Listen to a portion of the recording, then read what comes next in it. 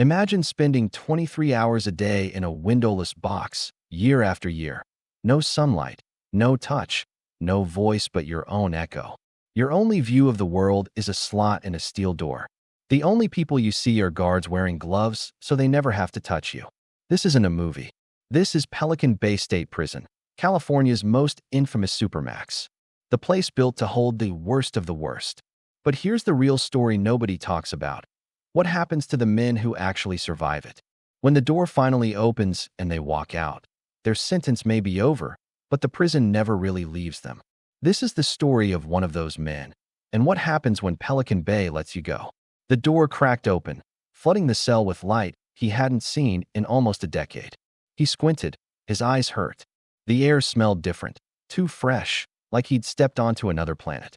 A guard said, "Pack your stuff. You're being transferred." For most inmates, that meant relief. For him, it meant uncertainty. He'd survived Pelican Bay's security housing unit, the SHU, a place human rights groups once called a concrete tomb. Now he was leaving it behind. But one question haunted him. How do you return to life after living like a ghost? The story began long before that morning. Pelican Bay opened in 1989, deep in the redwood forests of Crescent City, California. It was designed for total control, 24-hour surveillance, silent corridors, and no programs, no real human contact. He arrived years later, after a fight in another prison. He wasn't a killer, but he'd been labeled a gang associate. Maybe by rumor, maybe by mistake. That label was enough. Validation meant isolation. A one-way ticket to Pelican Bay's SHU. The prison rose from the fog like a fortress. From the moment he stepped off the bus, he said it felt like walking into the end of the world. Inside, his new world was 8 feet by 10 feet. Concrete walls, a steel sink and toilet. The lights never went out. He counted time by meals and spoke through air vents to other prisoners tapping codes on the wall. Some men screamed for hours. Others went silent for weeks. Days blurred into months, months into years.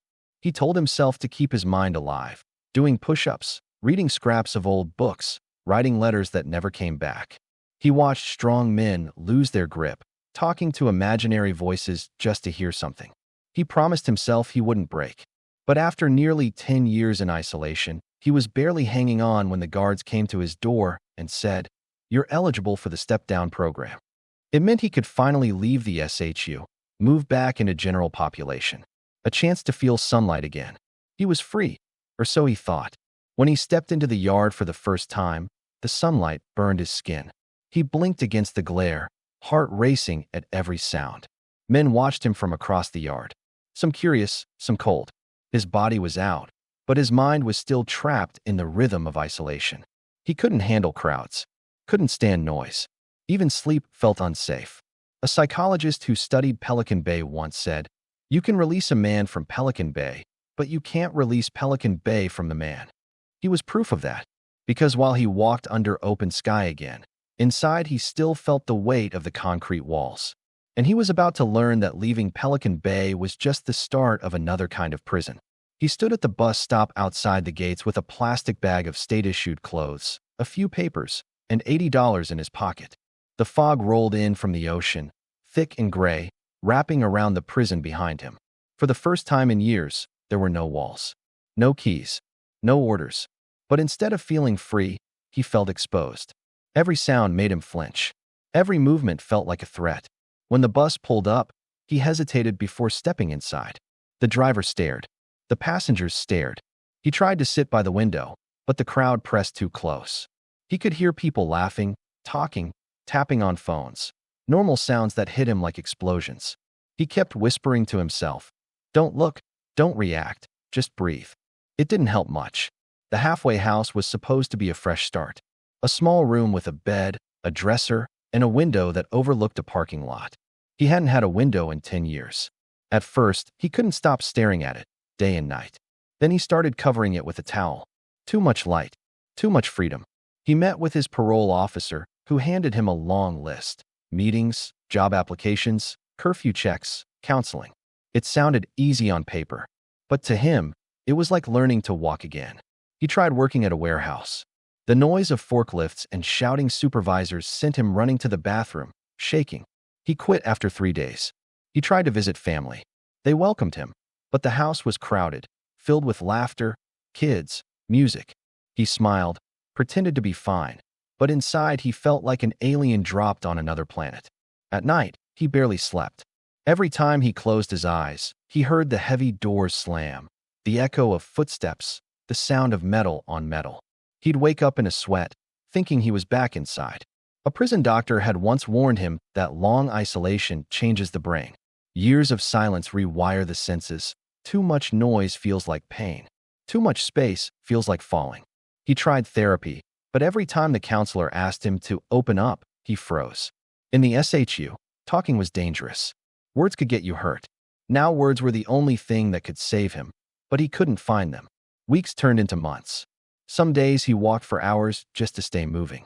He'd trace the sidewalks, always sticking to the edges, always scanning the corners. He said it felt safer near walls. Old habits. One afternoon, a car backfired. He dropped to the ground before he even realized what he was doing. People looked at him like he was crazy. He laughed it off, but the truth was, it scared him. The prison wasn't just a place he'd left behind. It was living inside him. One evening, he ran into another ex-inmate at a reentry program. The man had the same distant stare. They recognized it instantly. They didn't talk much, just nodded. But that small moment, two survivors acknowledging each other, meant everything. He started showing up to those meetings more often. He didn't say much at first, but he listened. He realized he wasn't the only one fighting invisible walls. Still, some didn't make it. A few guys went back to prison. Some fell into addiction. Some just disappeared. The system had released them, but hadn't prepared them. One night, he stood on a bridge, staring down at the highway lights. Cars moved fast beneath him, free, unstoppable. He wondered if he'd ever feel that kind of freedom. He reached into his pocket and pulled out a folded photo. His mother. He hadn't seen her in years. She'd written, "I'm proud you made it out alive." He looked at the lights again, then whispered, "I'm trying, Ma. I'm trying." He turned and walked away from the bridge. Maybe for the first time, he wasn't running from his past, just walking beside it. But the story doesn't end there. Because for every man who steps out of Pelican Bay, another one is still inside. And the fight to escape what that place does to the mind never really stops. He sat in the back of a community meeting in Oakland. A circle of folding chairs, coffee cups, and tired faces. Across from him sat another man who'd survived Pelican Bay. They weren't talking about guilt or crime. They were talking about isolation, about the way silence still echoed in their heads. Someone mentioned the hunger strikes, the ones that started back in 2011. Thousands of men inside Pelican Bay had refused meals, risking death to protest the conditions in the SHU. They wanted an end to long-term solitary confinement, an end to being buried alive for decades. He remembered hearing about it from inside. Back then, he'd thought, nobody on the outside will ever care. But now he was looking at proof that they had. After those strikes, things had started to change, slowly. California signed legal agreements to limit solitary confinement, and hundreds of men were released from the SHU into regular population or even freed outright. But change didn't mean peace. Inside Pelican Bay, the old routines still ran deep. The endless noise of doors slamming, the shuffle of chains, the constant hum of fluorescent light. For many men, the mental damage was done long before the reforms arrived. He visited a former correctional officer who'd worked there for 20 years. The officer said, "That place broke everybody. Inmates, staff, all of us. You couldn't work there and stay normal." It hit him hard. He realized Pelican Bay hadn't just shaped prisoners. It had shaped the people guarding them too. He decided to volunteer with a reentry program, helping other former inmates find jobs, housing, or simply someone to talk to. It wasn't easy. Most people didn't want to hire anyone with Pelican Bay on their record. To many, that name still meant danger. But he kept showing up, because he knew what it felt like to be forgotten. Every time a new face walked through the door, another man fresh out of prison, he'd recognize the same look. Quiet, careful, always checking exits. He'd hand them coffee, sit across the table, and say softly, "You're out now. It's going to take time, but you made it." Meanwhile, news reports began surfacing again. Advocates warned that isolation still existed in new forms, different names, same effect. Restricted housing, administrative segregation, step-down units. Different words, same cages. He started speaking publicly, at universities, at youth centers, about life inside Pelican Bay. He didn't glamorize it. He told the truth. The fear, the silence, the hallucinations, the way a man's sense of time could vanish. People listened. Some cried. Some couldn't believe it was legal. But there were nights he still woke up sweating, heart pounding, hand reaching for walls that weren't there. He knew part of him would always be in that cell. He once said, "You can walk out of Pelican Bay, but the hardest part is learning to live like you're not still in it." One rainy afternoon, he drove back up the coast to Crescent City. He parked near the edge of the forest where he could see the prison in the distance, gray walls against gray sky. He just sat there, engine off, listening to the rain on the windshield. After a while, he whispered to himself, "I left you behind." Then he started the car, turned around, and drove south. Maybe for the first time, he actually believed it. Years passed. He had a small apartment now, one room, second floor, overlooking a quiet street. No lock slamming, no shouting, just the hum of traffic below. On his dresser sat a stack of letters, some from other men who'd made it out, some from families still waiting. He'd read them late at night when he couldn't sleep. Every letter carried the same question. How do you live after Pelican Bay? He didn't always have an answer. He had a routine. Morning walks before sunrise, when the world was still empty. Coffee at the same diner, same seat by the window. Then work at the reentry center, helping others fill out forms, write resumes, get ID cards. He'd learned that freedom wasn't a sudden thing. It was small, quiet, built moment by moment, like learning to breathe again. But he also knew that not everyone got there. Some men he'd served time with were back inside. Some couldn't find work. Some had taken their own lives. He kept their names in a notebook, a kind of memorial no one else would ever see. One afternoon, a journalist came to interview him for a story about prison reform. She asked, "When you think about Pelican Bay now, what comes to mind first?" He paused for a long time. Then he said, "Silence. The kind that gets inside your head and stays there. But it also made me listen, really listen, when someone else speaks." She asked if he thought people could change. He smiled faintly. Everyone changes. The question is whether the world lets you. Later that week, he spoke at a high school auditorium. The students were restless at first, phones out, whispering, until he said, "I spent 10 years without touching another human being." The room went still. He told them what isolation does to a mind. How easy it is to lose yourself when every sound is metal, every breath is controlled. And then he said, "What you do in anger can take away years. What you do in peace can give them back." When he finished, no one clapped. They just sat there, quiet, thinking. And for the first time, that silence didn't scare him. Today, Pelican Bay still stands. The walls are the same, but the rules are different. Long-term solitary confinement has been reduced, but it hasn't disappeared.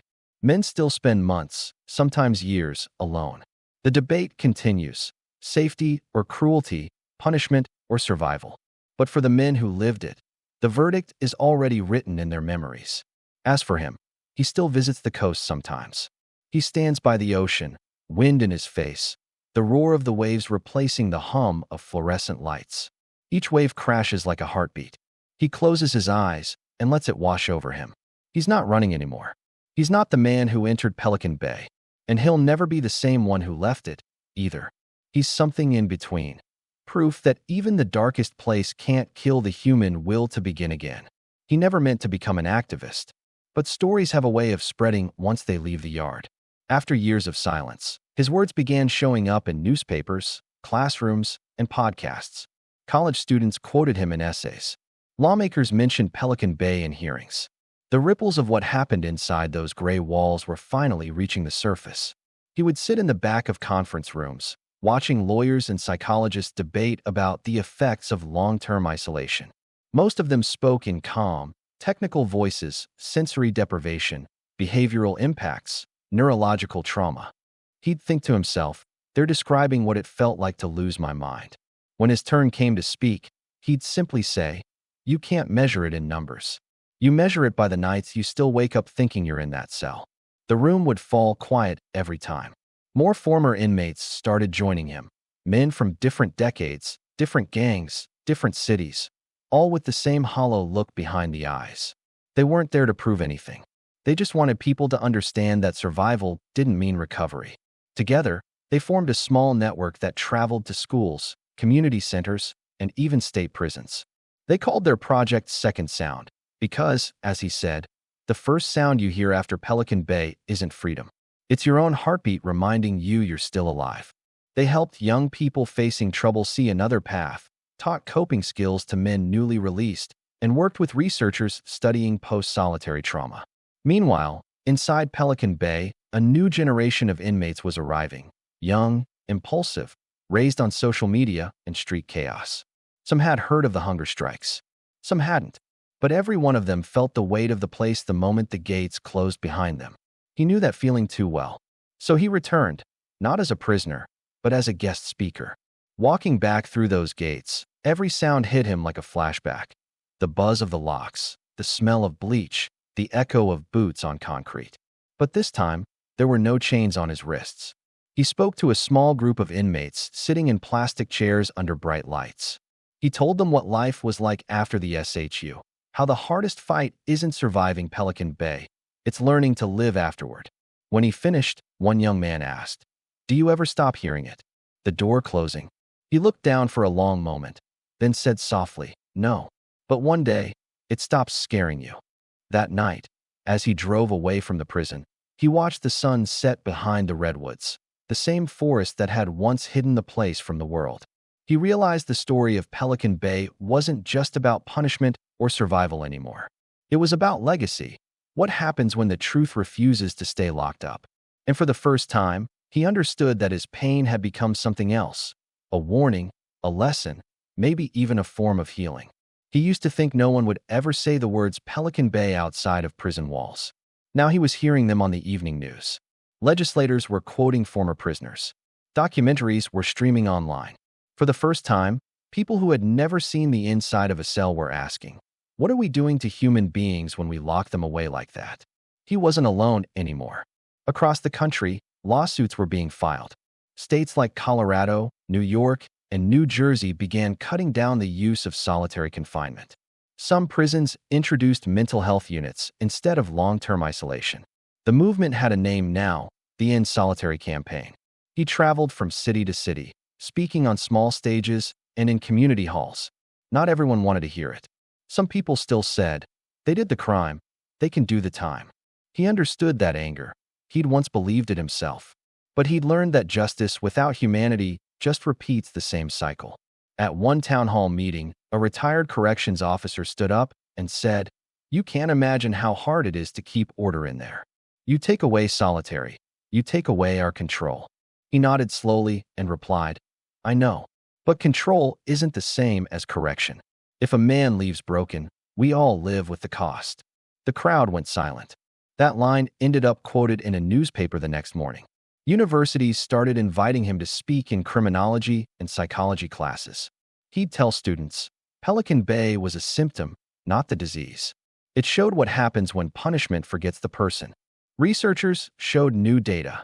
Men released from long-term isolation were more likely to develop anxiety, depression, and PTSD, and more likely to return to prison if they didn't get support. Those numbers told a story his memories had already written. He began mentoring graduate students studying reform. They called him Mr. Diaz now, the same name that once echoed through a concrete corridor when guards barked, "Inmate Diaz." Hearing it with respect still felt strange. One afternoon, he testified before a state committee in Sacramento. The room was packed, reporters, officials, families of inmates. He wore a plain gray suit, hands trembling slightly as he adjusted the microphone. "You built those cells to make men disappear," he said. "But they didn't. They came back out, into your neighborhoods, your schools, your streets. What you do in there comes out here." He paused, looked around the room, and finished.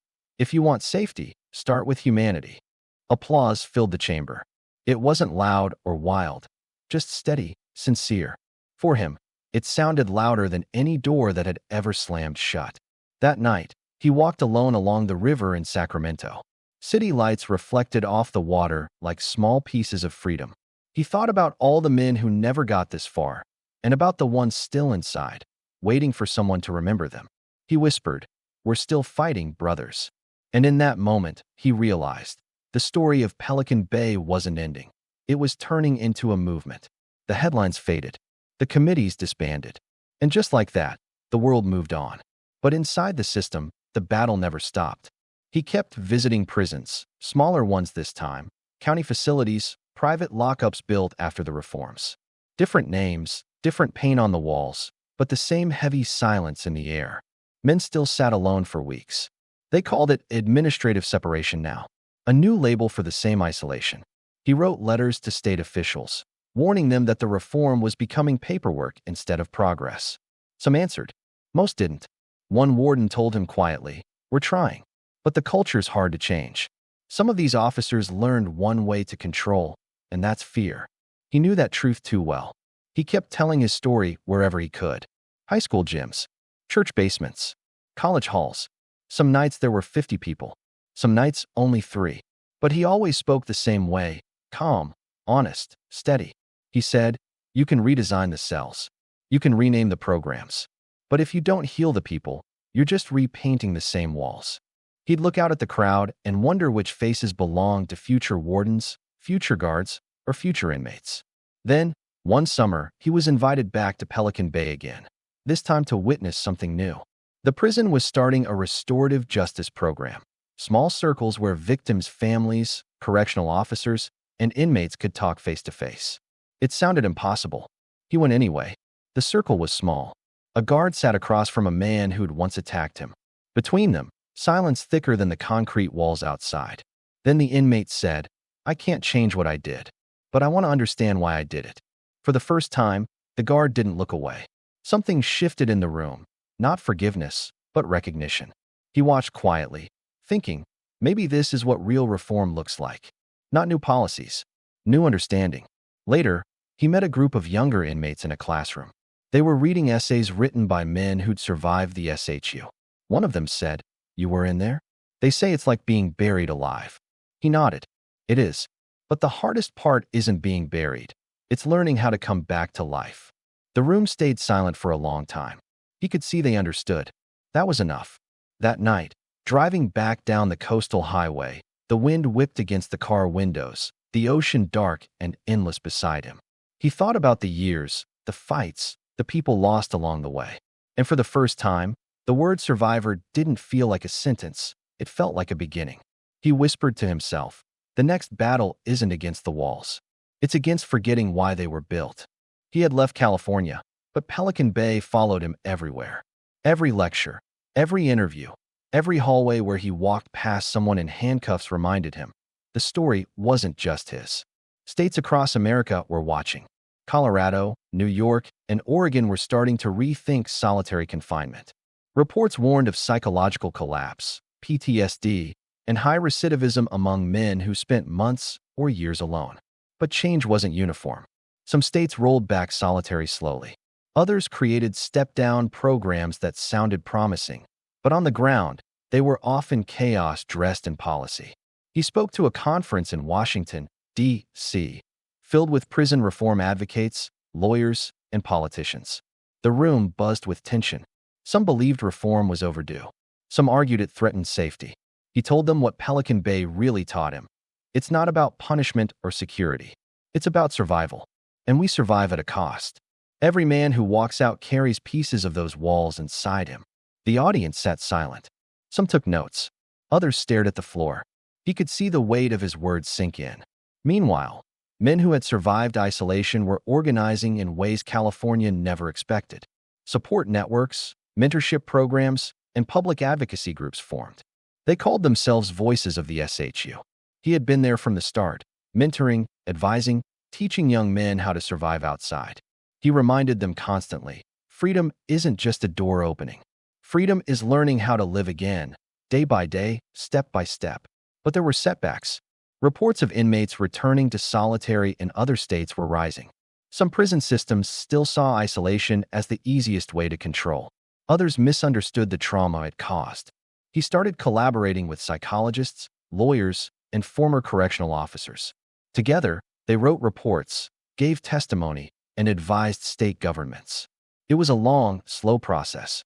Each new law, each small reform, felt like a battle won in a war that had no clear finish line. One evening, he received a letter from a young man in Louisiana. The letter read, "I've been in solitary for 6 months. I thought I'd never make it. Your story gave me hope." He sat back in his chair and read it twice. For a moment, the fight felt worth it. He thought about all the men still inside, all the silent, unseen victims of a system that had forgotten them. And he realized that Pelican Bay wasn't just a prison. It was a mirror reflecting the country's failures and the choices it had yet to make. That night, he looked at the city skyline from his small apartment window. The lights blinked like stars trapped in concrete.